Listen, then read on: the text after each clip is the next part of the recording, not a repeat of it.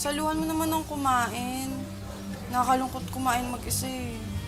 O sige, mukhang masarap yung hinahanda mo para sa akin ha. Siyempre, ako nagluto nito, no? Sige, kumuha ka na ng plato dyan.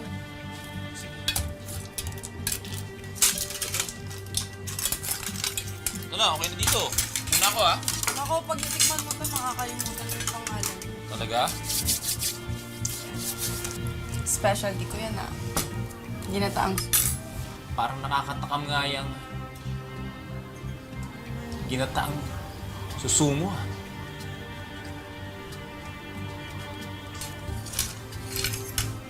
Paano ba ito kainin? Sipsipin mo lang. Sipsipin ko.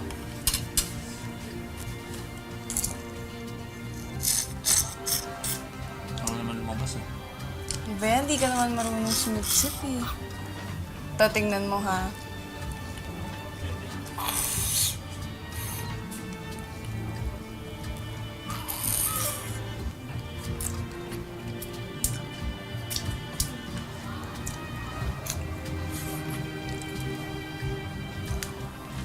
Ayan, lumabas na yung ulo. Oo nga no. Ang galing mo O, palang tikman mo. sup ah. Dahil sa madalas ngang naiiwang magkasama sa bahay, sina May at Edong, naging mas malapit na sila sa isa't isa.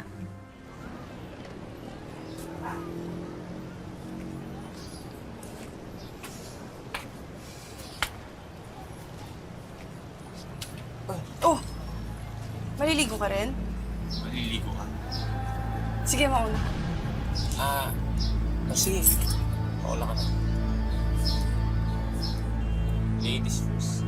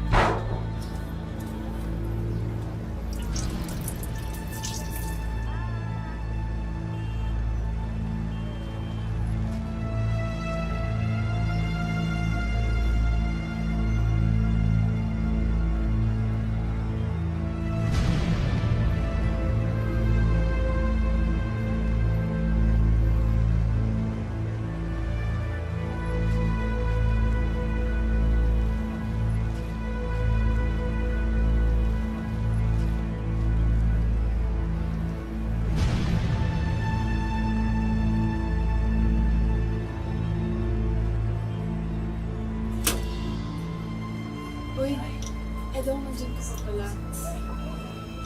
Okay lang, favor. Okay lang hilulan yung likod ko. Tagal na kasi akong hinihilulan. Yan eh.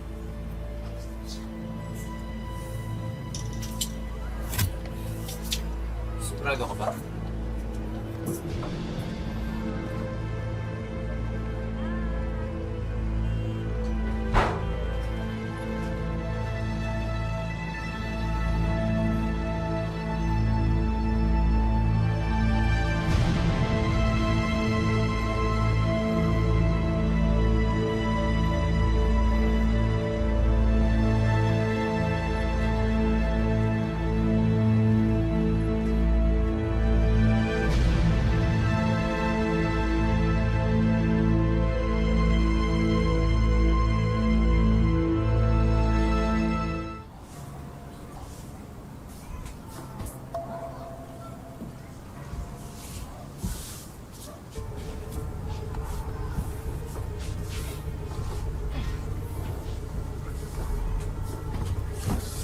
Mga anak natin.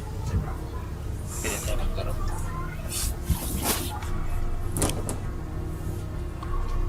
Ingatan mo yung brief mo, ha? Paggabi, muntik na tayo mahuli.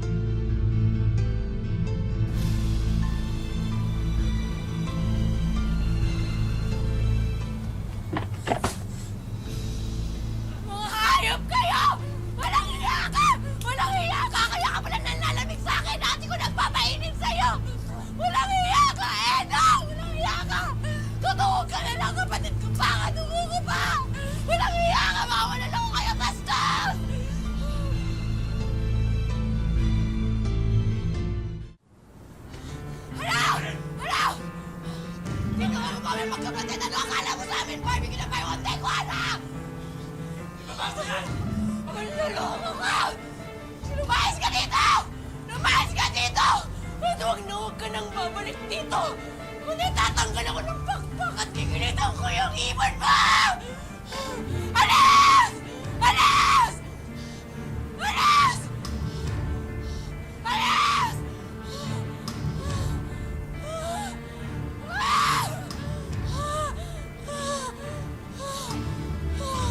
April, Ano? bitawan mo yung kutsilyo. Magpapaliwanag ako sa'yo. Bakit? Bakit? Bakit akala mo sasaktan kita? Para manos na tayo? Ha?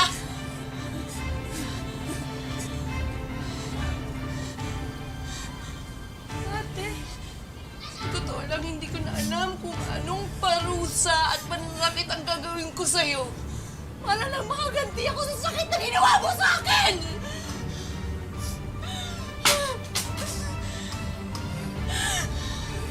Bahala na Diyos sa'yo. Bahala na si Natatay at yung asawa mo managot sa'yo!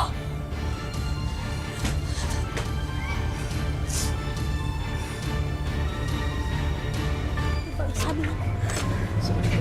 Grace, sige na, sumunod ka Ganda. na. Sige na. Mukhang sariwa yung dinala mo, ah. Ako pa ba? Sino ba yan? Sino ba kasi? Ano, tanong ka na kasi ng tanong. Malalaman mo yan kung pupunta ka na doon. Tama na kasi yan. Nainis na ako sa'yo, ha? Sige na, Grace. Alam mo, sa una lang yan. Sa una lang to. Mag-enjoy ka rin. Ha? Sige na.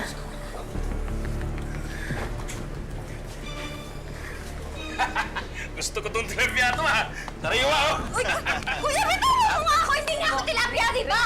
Hoy! Huwag ka mag-iinarte, ah. Mukhang nagpapataas ka ng presyo, ah. Eh, pare-pares naman kayong lasa. Ha? Eto, nakikita Ayan. mo, no? Mga tilapia rin yan. Mga babaeng nagbibenta ng laman. Ha? Kaya huwag ka mag-iinarte, ha? Sige ko sa! Mo! Hindi ko Uwi na ako! Uwi na ako! Bitawan niyo yan! Mayor.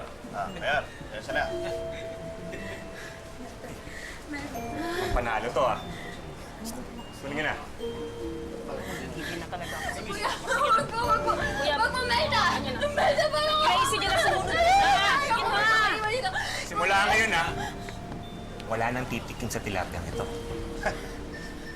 Kapag may gumalaw dito, kahit kurot man lang, alam nyo na kung ano mangyayari sa inyo. Mayor. Nagkakaintindihan ba tayo? Yes, Mayor. Pasok na yan.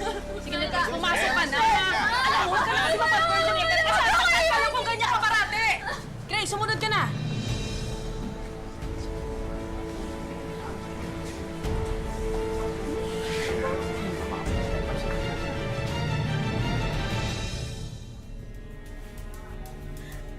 Sir, boss, maniwala po kayo sa akin. Hindi po talaga ako tilapia. Hindi po ako nagbebenta ng laman. Parang awan niyo po. Palabasin niyo na po ako. Sorry. Sorry po. Uwi na po talaga ako. Gusto ko na po umuwi. Bitawan niyo ako! Uwi na ako! Uwi na ako! Uwi na! Tulungan niyo ako! Alam mo ba ano nga ginagawa ko sa mga taong sumusuhay sa akin? Alam mo ba? Ha? Nilalagay ko sa drum. Tapos sinesimento ko. Ha? Gusto ba mangyari sa iyon? Ha? Gusto mo? Ha? Papalag ka pa? Papalag ka pa?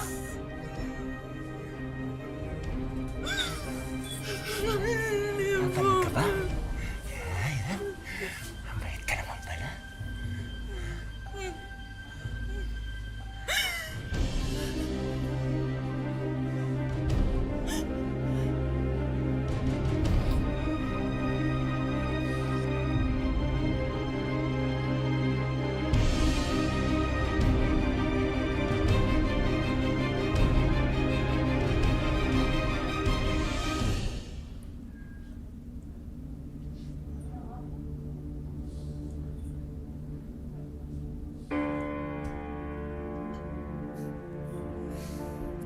Ano ba sabi ni Melda? di ko na raw matitikman ang paborito kong tilapia. Elias, may bronchopneumonia kasi yung anak ko. Kailangan namin ng malaking pera. Wala na talaga akong malapitan. Parang awa mo na, tulungan mo ko. Kahit anong gusto mo, gagawin ko. Alam mo, Grace, isa akong negosyante. At sa tingin ko, kulang para pambayad yung katawan mo sa kailangan ng pera.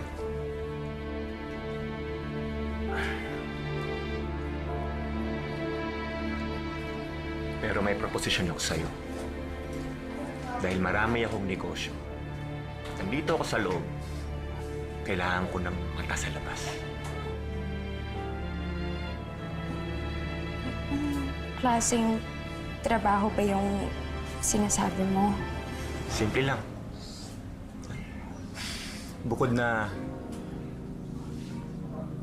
akin ka lang, magmamonitor ka at magre-report sa mga tauhan ko sa labas para siguradong maayos ang lahat ng transaksyon ng produkto ko sa labas.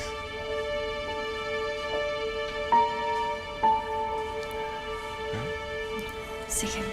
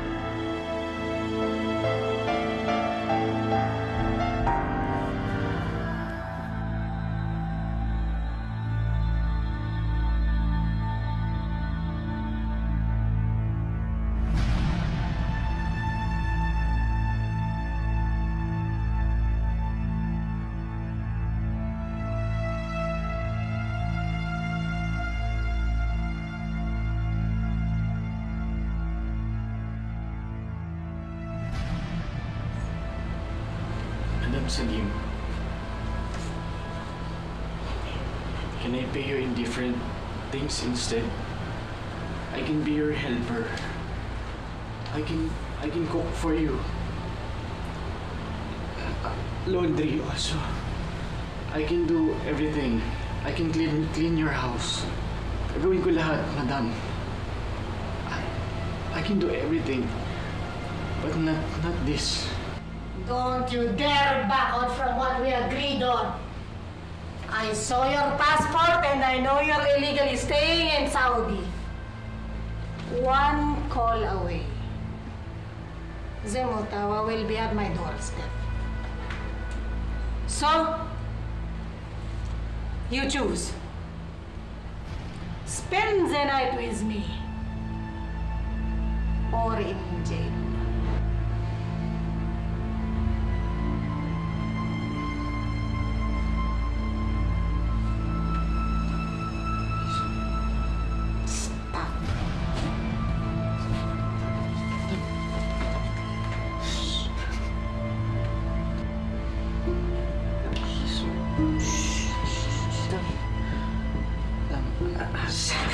Madam, isn't there your different things, madam?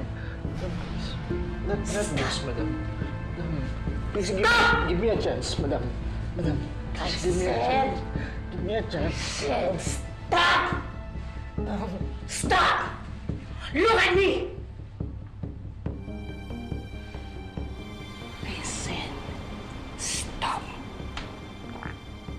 Hear me? Adam! Hear me? Do as I say! Listen! Don't worry. This won't hurt. Madam, wag. Madam, please, wag. Anong nagawa mo sa akin?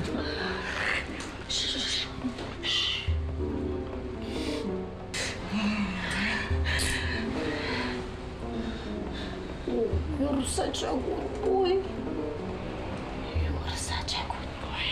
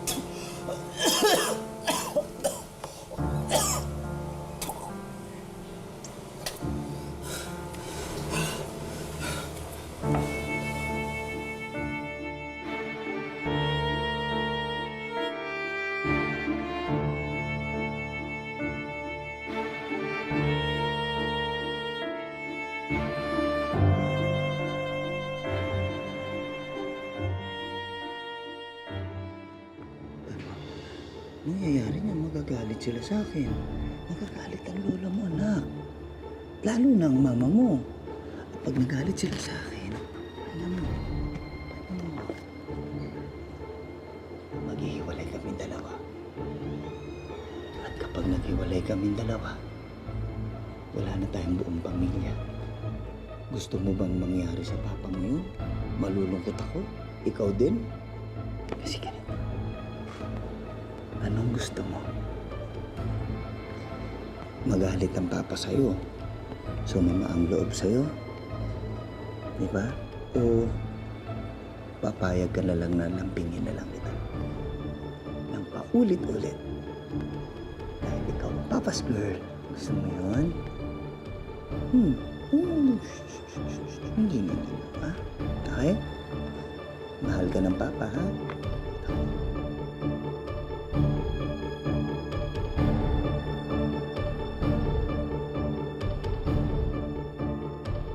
Lingid sa kaalaman ng kanyang ina, ilang beses pang naulit ang pang-aabuso ni Brando sa sariling anak. Pero napaniwala niya ang bata na walang masama sa kanilang ginagawa. Dahil na rin sa palambing na pagbabanta ng ama, inilihim ni Yuki ang nakaririmarim na kahayupan ng kanyang papa, kapalit ng atensyon at mga regalo nito sa kanya. Ang masaklap, umabot ang kahayupang ito hanggang sa siya ay magdalaga na.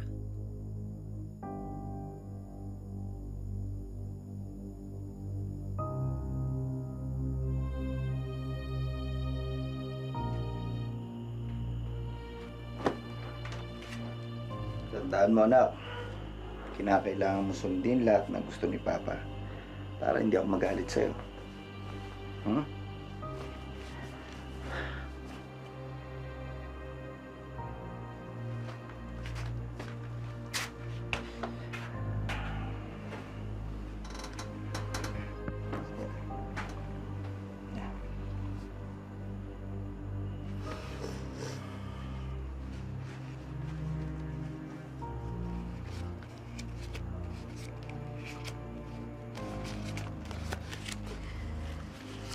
Ganyan. Bumili ka ng mga pang-personal mong pangangailangan. Sabon o kung ano man, ha? Tabi mo yan. Naiintindihan mo ba ako, Yuki?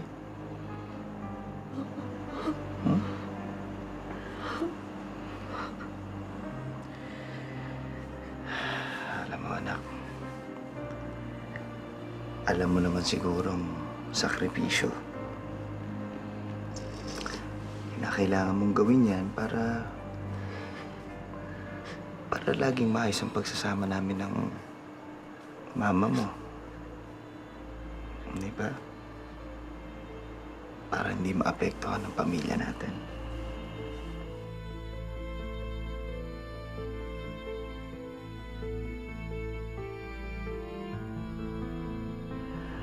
Anak, alam mo naman sigurong sakripisyo at walang ibang pwedeng makaalam nito. Hindi pareho kayo masasaktan sa akin. Intindihan mo, anak? Ha? Asan yung papa's girl? Tama na, ha? Tatay lang.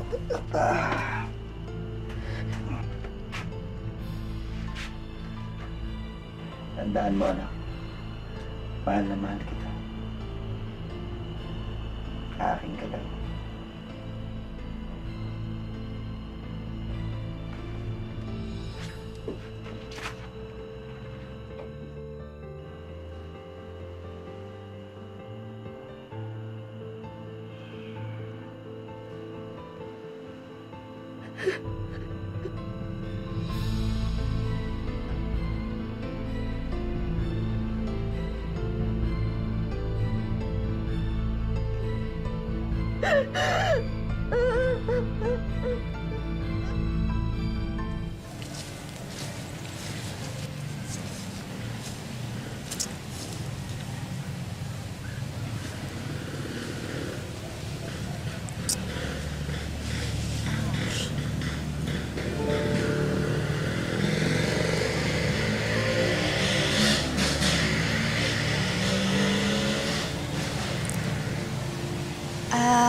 Kanina ka pa dyan? Hindi po. Kakarating ko lang po. Yung tatay mo at saka kapatid mo nandun sa lola mo. May masakit po ba sa inyo? Napagod siguro ako sa kakalaba. Baka napasukan ako ng lamig. Siguro, kailangan ko lang ng masahe. Po?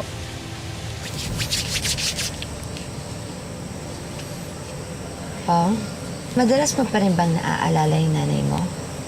Siyempre, nanay ko pa rin po siya eh. Gusto ko pa rin mabuo ang pamilya namin. Pero, ayaw ko po na mawala po kayo dito. Ganun ba? Dahil ba hindi ina ang tingin mo sa akin?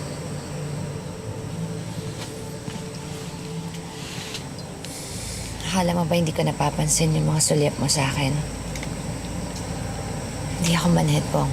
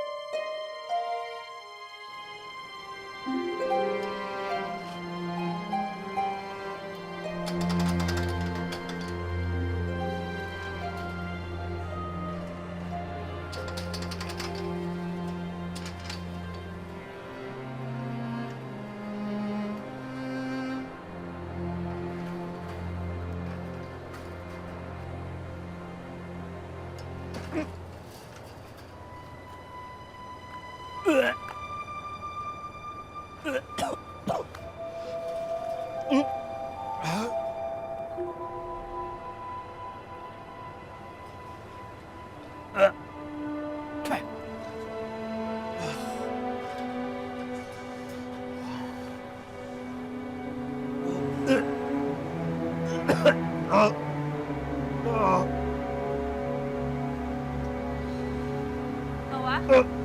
Noah? Noah! Diyos ko! Anong ginagawa mo dito? Ha? Hala. Halika, tutulungan kita. Teka. Halika. Halika. Are.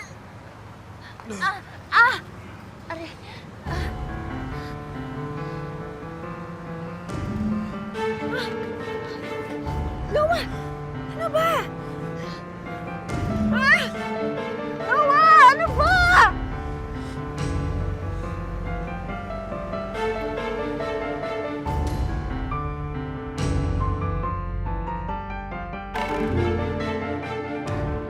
Nagsimula sa tinginan, sa pakiramdaman, hanggang sa sila ay nagpadala sa pagnanasa at tuluyan ng nagkasala sa kani-kaniyang asawa.